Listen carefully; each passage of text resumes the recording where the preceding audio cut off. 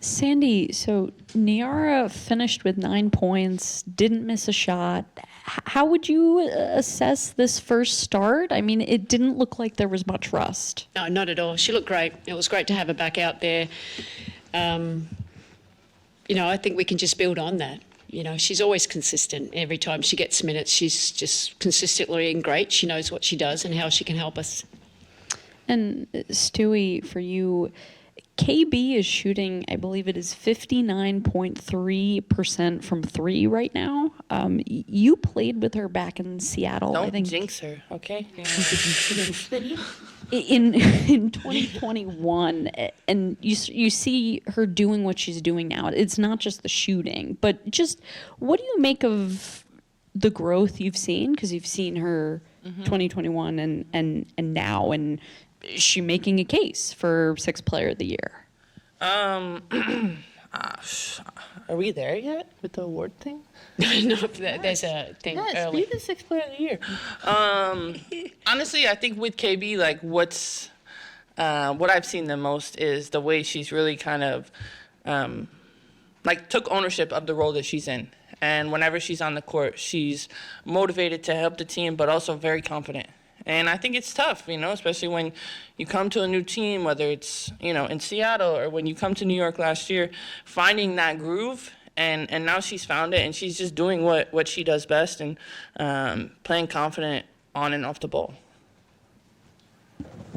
So, yeah, vote for her whenever voting happens. On the way away. A few games to go. 40. 35 to be precise. Yeah, there you go.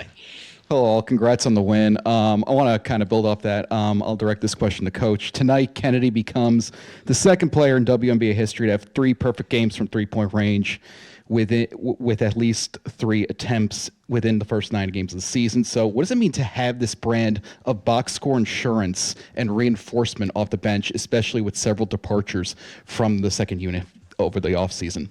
Yeah, no, it's important for us, and we talk about our bench, our depth. That's we need to lean in to them. And I had a great conversation with Kennedy in the off season about what her role would look like, and this is exactly what I imagined. We have confidence in her, and it was more about her getting extra comfortable in our system and being confident and and playing her role.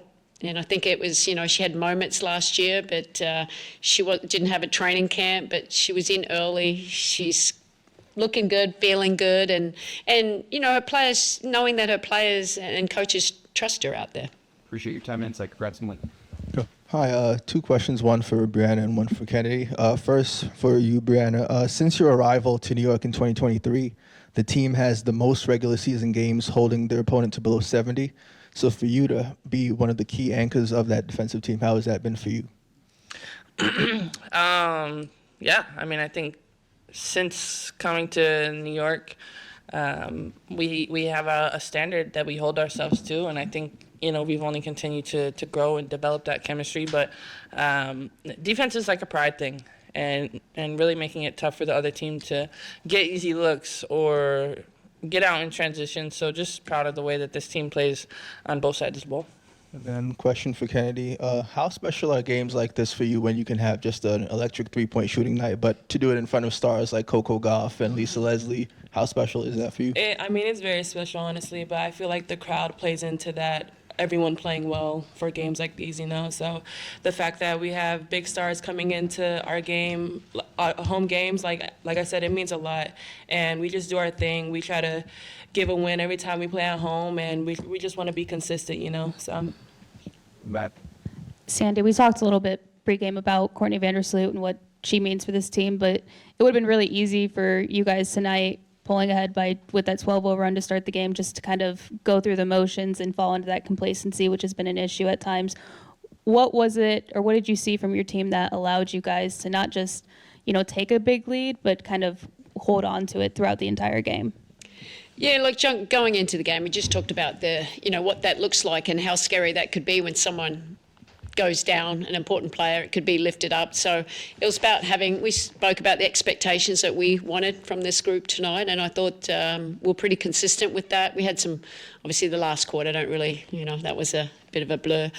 But overall it was, It's attention to detail. I think we're very intentional with how we want to play, and when we get away from it, well, I think we're quickly to get back to it. And it starts on the defensive end. For the most part, I thought we had a physical presence. We were being disruptive. I got a lot more deflections tonight, and when we have high deflections, we usually do quite well. And it was good. I mean, Sabrina was great, and Stewie and KB, but everyone that came off, were a threat, and that's what we need as we move forward.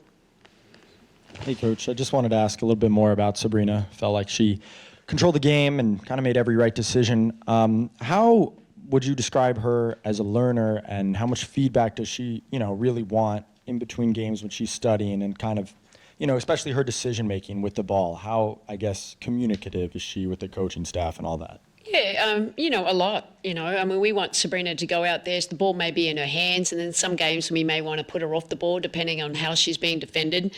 Today was one when we wanted the ball in her hands, and just how, it was easy for her to get downhill, and she's such a great facilitator. Just some of the passes, I know the one for KB on those open side pick and rolls was great for us, but she just keeps maturing as a player, plays at both ends of the floor. And it's been big for us, but, obviously Olaf's her coach, so he sits down with her in preparation and knowing how they're going to defend her, what she should or could be doing. And then, we just try and put her in actions where she can have success, and she's so smart. I mean, she's going to be a great coach one day too. Hi, everybody. This one's for KB. In addition to the three-point shooting, you were able to find a lot of really good driving lanes to the cup tonight. Just how do you think your three-point shooting has sort of helped amplify your ability to drive to the basket more?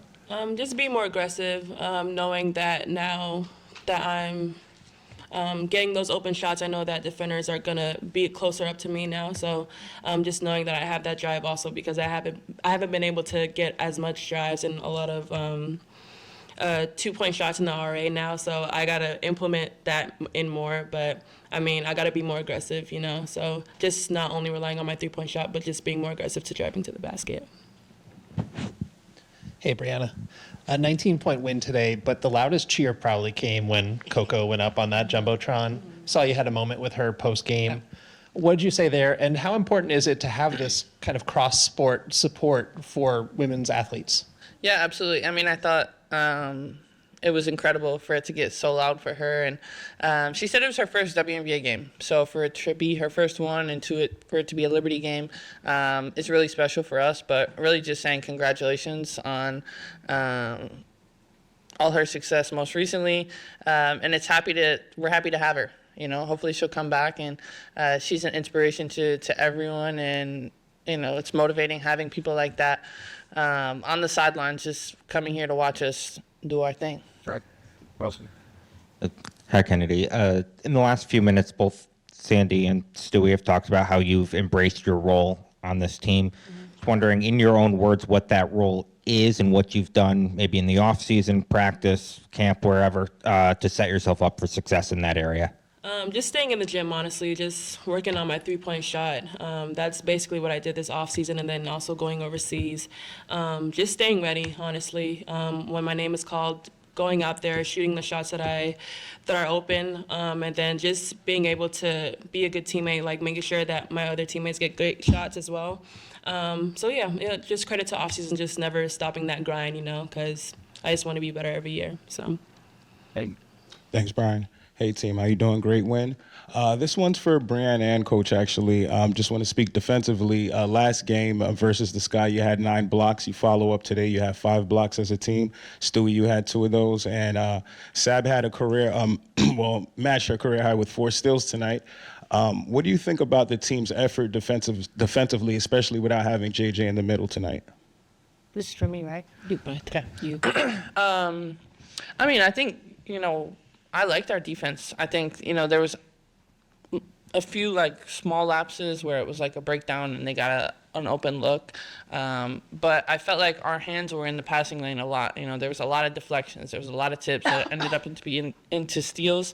And, especially with their 2 bigs, we know that they're a paint dominant team. So making sure that we give them tough contested shots and get ready to rebound and run. Hey, Coach. whether it's the target on your back or championship, hangover, teams often have a hard time repeating. Obviously, a lot of games to go, but here you guys are sitting with the best record to start a season in franchise history. What has gone into that, and what would be your advice to teams coming off a championship to locking back in like you guys have? Yeah, it is a great question, and we've spoken about it before we started the season. It was more celebrate that first game, our achievements from last year, and then it's last year. This is a whole new year. We've got new goals, we've got new standards and expectations of ourselves, and it's coming to work every day and just making sure that we're process-based. We want to do that again. We know it's very hard, and there's still areas we got to get better at. But these players, it's credit to the players, just how focused they are to come in and that we can push them because we want to have greatness. We want to be the best. And to do that, you have to come to work. And these players do that. And so lucky, it makes, my job and the coach's job easy because of the kind of players that we do have. Thanks for today. Brianna, a non-game question, but the condensed schedule has come up a lot recently, especially with Phoenix and your guys' recent schedule. I'm curious what players want. Obviously, the 44 games was part of the CBA negotiations. You guys knew that was a possibility, but what do you guys want to see happen as far as scheduling goes? I think that what we want is, we want to play the games, especially if that's what is wanted in TV and having these sellout arenas and stuff like that. But I feel like the hardest part is no matter what, when I was playing 36 games or 32 games, it was in the same amount of time as 44 games. I love that. So just kind of being conscious of that. I know on both ends between April and October, there's things happening. But I think that's one of the biggest talking points in the next CBA is all right, how can we make it so teams aren't playing 4 and 6 3 times in a season?